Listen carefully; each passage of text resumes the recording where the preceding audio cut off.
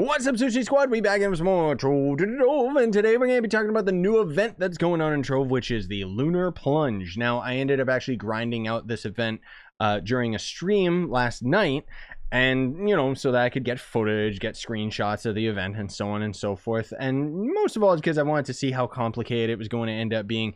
And the event itself that we're going to be talking about today takes about 40 minutes. But if you're trying to end up getting all of the items out of the event, that is probably going to end up taking a good few hours, which we'll get into that a little bit later, just because there's this new currency that you got to end up grinding. But there has been so many crazy bugs with this event, especially on console. It's absolutely nuts, but we'll talk about those in the later portion of the video, just because I know you guys are here for one thing and one thing only, which is the event guide. But trust me, these bugs are hilarious.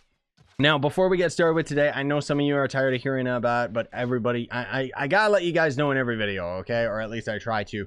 If you are new to Trove, you can use that sign-up link down in the description, and then anything you buy out of the cash shop, I make a percentage of that sale. It's an awesome way that you can end up supporting my cost of living by just playing Trove and buying stuff in a video game, right? Like, that's awesome.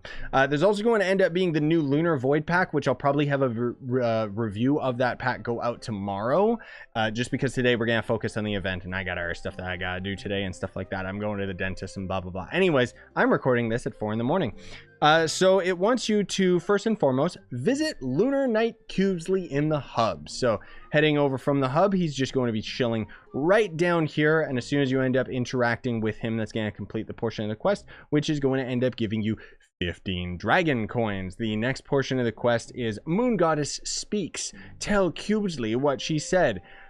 Basically, you just interact with him again, and that seems to end up completing the next portion of the quest, which gives you a single Eye of Cthulhu.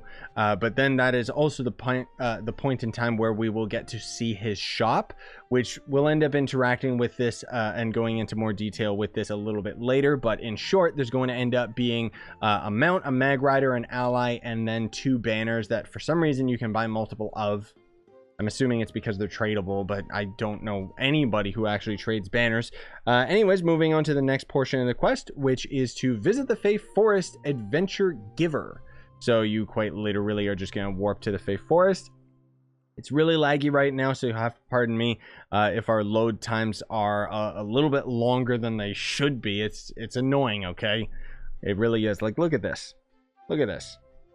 Ridiculous. I'm sorry, I have something in my eye. I'm not just like picking at it neurotically or something. But anyways, so you just interact with this guy. You don't end up having to accept the quest or anything like that. You just have to interact with them, and that's going to complete the next portion, which gives you yet another Eye of Cthulhu. The event's kind of lacking in the rewards, as you'll see when we go a little bit further. And then it wants you to defeat Shadow Giants. So Shadow Giants are on...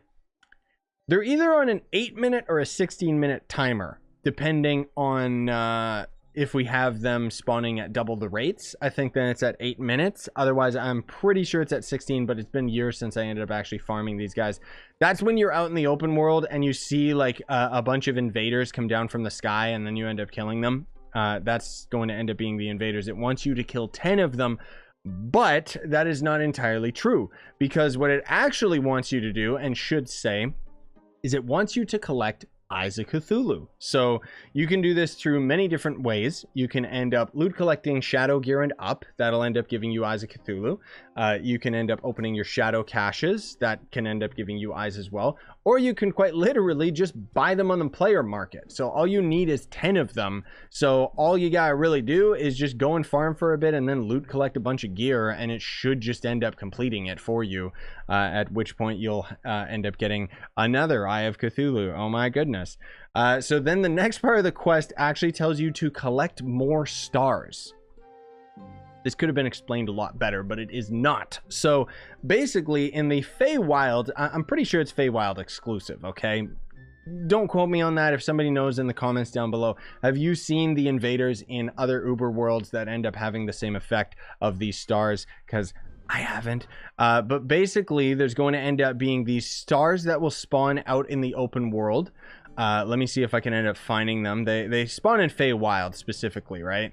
And I guess I'll kind of just go in a direction so I can kind of show you guys how common they are or how not common they are. It entirely depends on our luck. Also, it seems like this... Oh no, this Feywild is freshly unexplored. There we go. So you can see these pretty easily from far away just because they do give off this radiant glow, but they also are a physical entity, which means that even if we're dealing with chunk errors, we can actually see them from far away. On PC, of course, there's mods that people have already made that have a little waypoint marker on top of them so that they're a lot easier to see, but you gotta go up to them, interact with them to collect them. And this would have normally been taught to us if we were killing invaders, because invaders can sometimes end up apparently, according to you guys, invaders can spawn with a star, or a star can spawn instead of an invader. So it's quite literally like Terraria, where a shooting star would come up from the sky, smash into the ground. Apparently some of them actually create a little crater, which I think is really, really cool.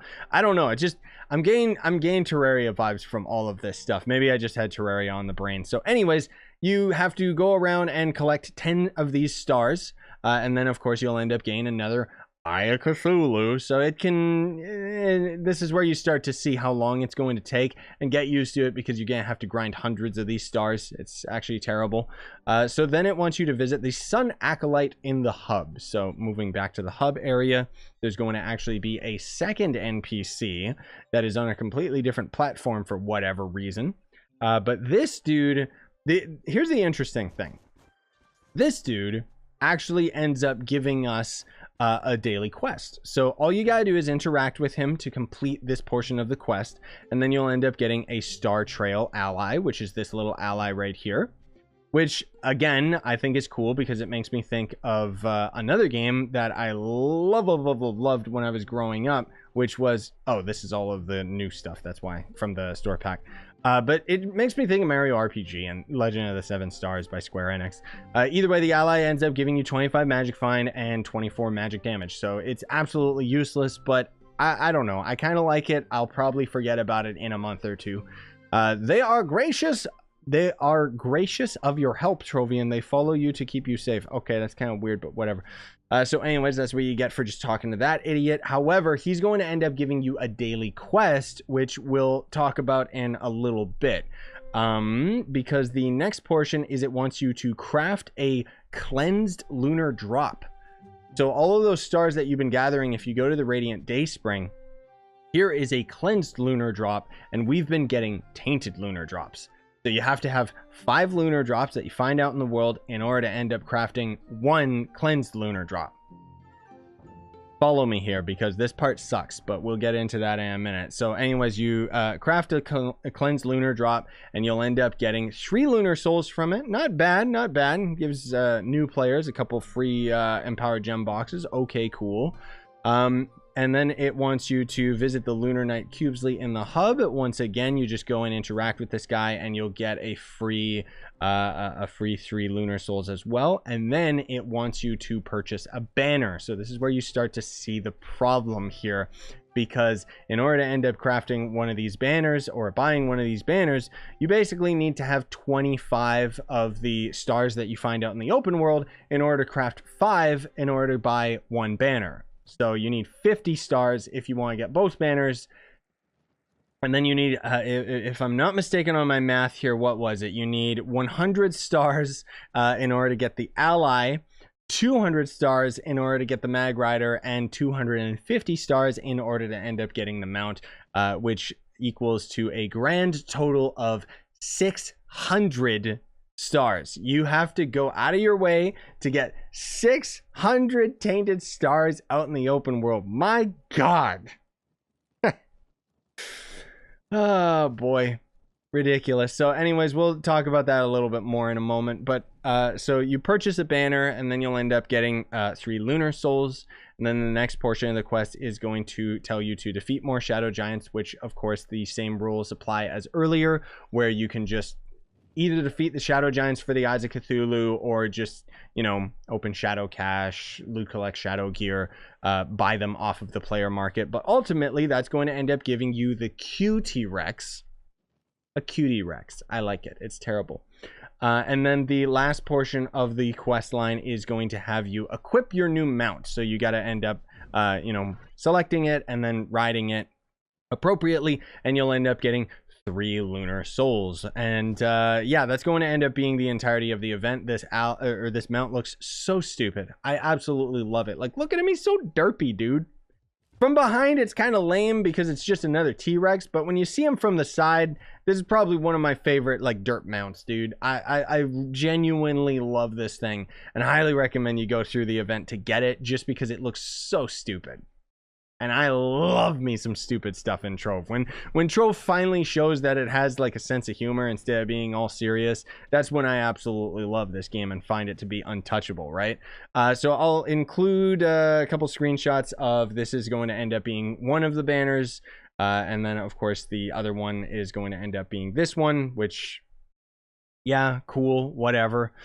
So the other weird glitches that I wanted to end up talking about with you guys today is it's pretty weird. There was a couple crazy things going on with this event. So so there was a portion of time where the tainted stars were actually tradable. As far as I know, this patch has been rolled out for all versions of the game, so it's not tradable anymore, which makes me question why. Am I right? Like, why aren't the stars tradable?